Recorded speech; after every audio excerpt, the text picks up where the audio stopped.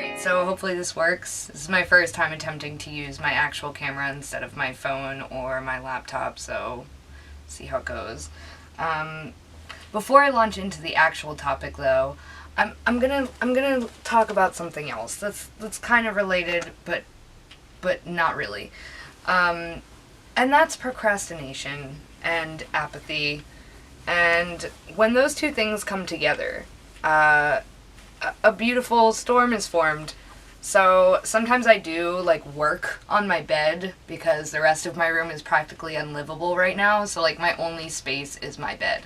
So it becomes like the hub of everything. Recently I decided to work on a crochet project.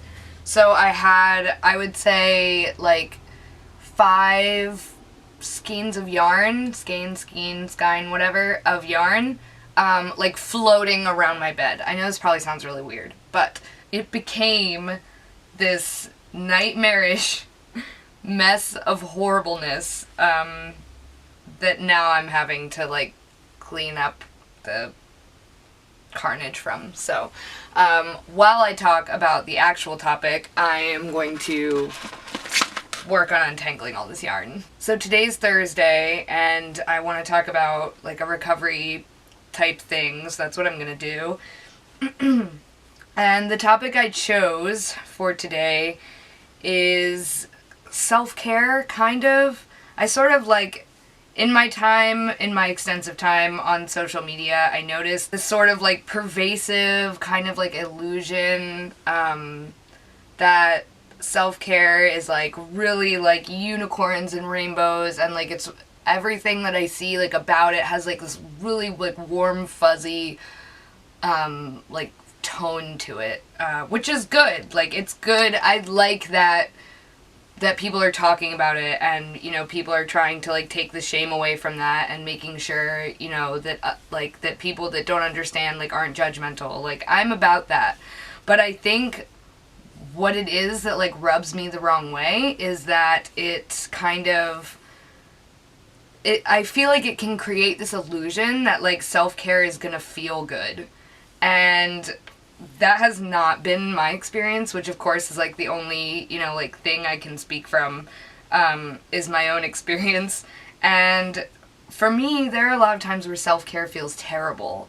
And it's, like, I wonder if it's potentially harmful to see it in this, like, romantic way that's, like, you know, there's nothing wrong with, like, staying home on a Friday night and, you know, doing nothing but, like, you know, hiding in your bed in your pajamas if you feel like you need to do that. And that's true. Like, it's not that I disagree with what they're saying, the like, graphics and memes and stuff. Like, not memes, but, like, pictures with words on them. I don't know what to call them.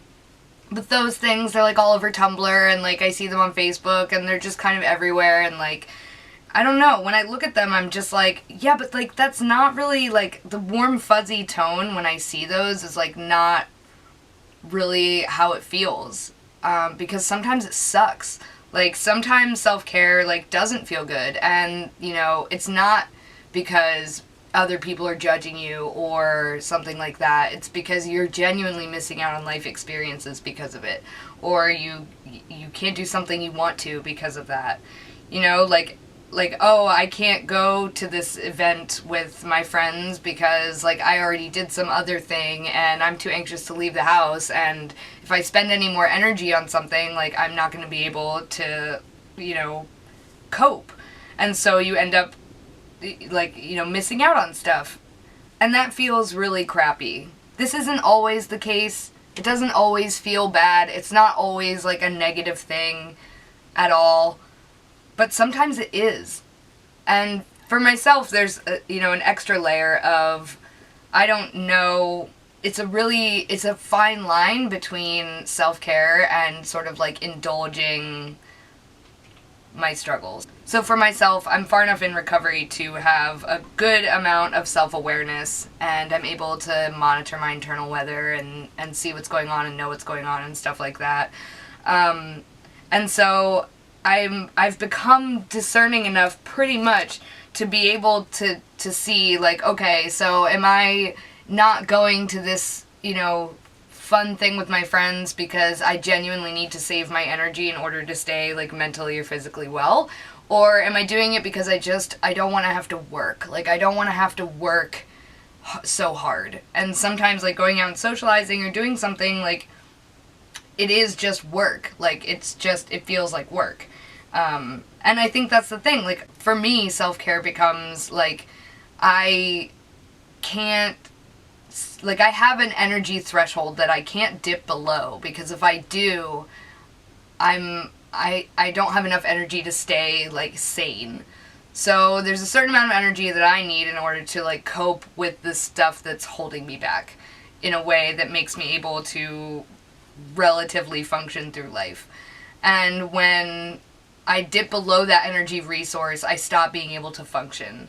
So I have to always maintain, you know, this balance, but sometimes it's just that I don't want to. Sometimes I have the spare energy and I just don't. And I know it's because I'm just, like, indulging myself. It's hard because I see the positive. I see the need for looking at it positively, because you do feel like shit when you don't go join your friends. And it is good to know that other people understand and they're, you know, they have empathy and they see where you're coming from. That's good. It's not a cure-all, and it doesn't always feel good. It's incredibly important, and it's critical to recovery from anything, in my opinion. Again, I'm not, like, I don't know anything. Maybe I should, like, maybe I should create a disclaimer. Like, I don't know anything. I have no, like, training. It's just, from my experience, this is how it feels. I should probably say that at the beginning. But, yeah, so that's it. It's just, it's not always gonna feel good, but it's incredibly important to do it, because without it, there's very little hope of moving forward.